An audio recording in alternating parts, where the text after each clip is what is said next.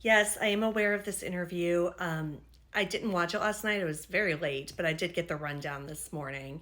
And there's a lot to it. I think there will be English subtitles soon if there aren't already, if you want to go watch the whole thing. It was apparently very long.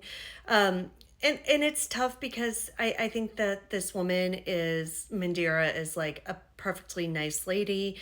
She's been friends with Naresh since 2016, I believe. She is married, and she was friends with Mamta too. So she did have a lot of insight into their relationship.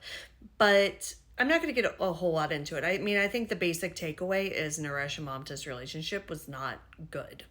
They fought a lot. He was angry a lot. He was depressed.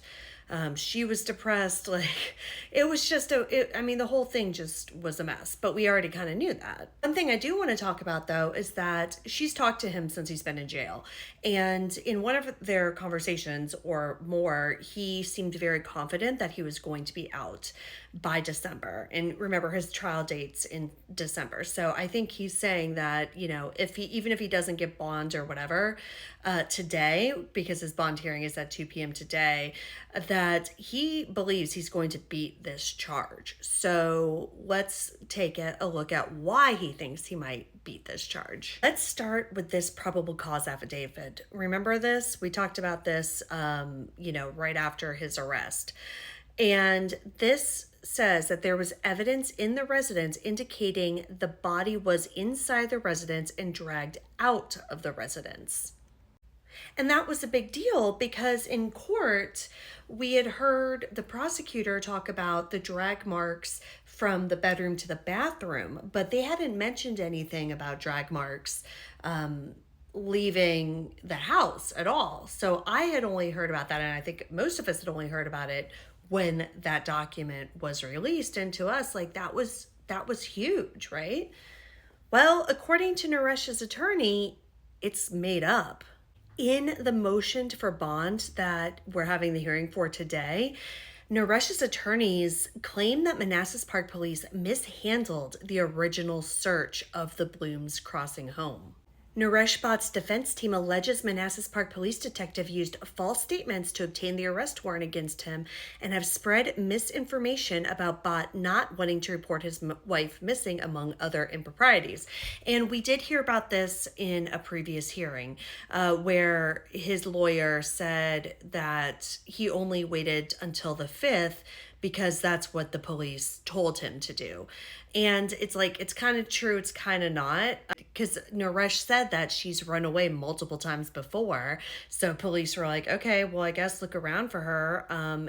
And if she doesn't show up, let us know. And he texted on the 4th. Nobody answered him. So that's what that whole thing's about.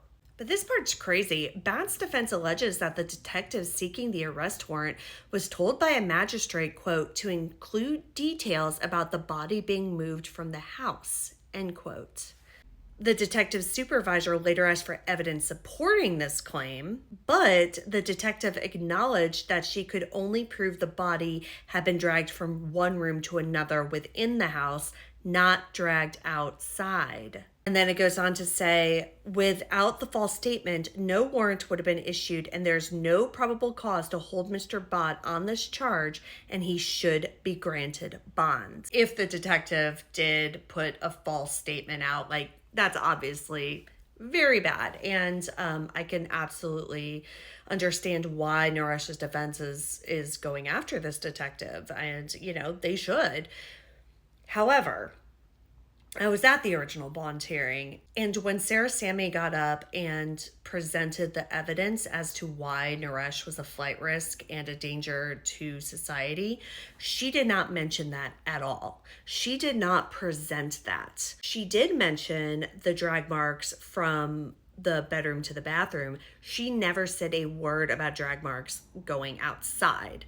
So from my perspective as a spectator at that hearing, it doesn't seem as though the judge took this statement into consideration when making her decision on bond. So I think that it's maybe not as big of a deal in terms of that. However, Well, it doesn't appear as though the judge took this into account necessarily in making the bond decision. What the defense is arguing is that they shouldn't have gotten the arrest warrant in the first place.